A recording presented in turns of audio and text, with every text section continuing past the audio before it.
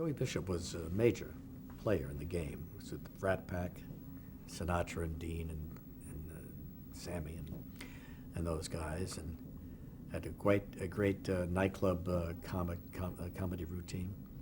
So I went to see him, and we walked in, and he said, I saw you last night. You got a lot of talent. And I was a little cocky because I had been kicked around a little bit at this point, and talent, I said, really? Well, what is my talent? Because I've always wanted to know what my talent is. Because when I had the job, the first syndicated job, and Westinghouse flew me around the country to meet various station people, the critics in all of these towns like Baltimore, Cleveland, Pittsburgh, wherever, Boston, New York, would say to me, you're following Steve Allen. Multi-talented, plays the piano, writes songs, funny.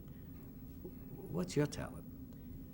Boy, I couldn't answer them. I didn't know, and I felt terrible about it, and I hated that question because I really didn't think I had a talent, and that if I did, I didn't know what it was. Here's Bishop saying, you got talent. What's my talent, Joey? And he stood up, and I'm sitting there, William Morris.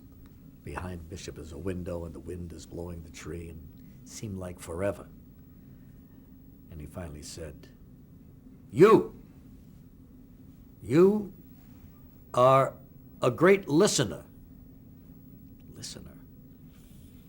I was wishing it was more than that, Anybody can listen, right? If they choose to. I know what he was saying, but anyway, he said, I like you, and go outside, have a cup of coffee at the Beverly Wilshire Hotel. They had a coffee shop in those days. Went out there, came back in an hour. His face was all red. He was very upset.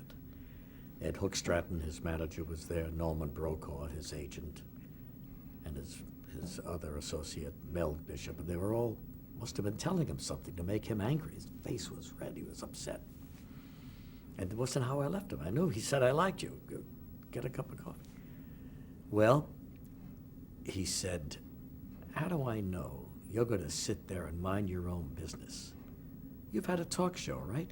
How do I know you're not going to jump in and interrupt me and all of a sudden want to become a star? How do I know that? I stood up and I said, you know that? Because I am a great listener. I think he had forgotten he'd even said that, But anyway, I got the job and I worked with him for about 3 years, till December of 1969.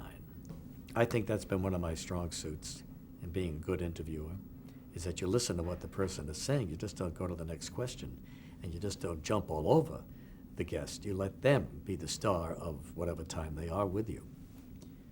And I don't see too much of that going on these days.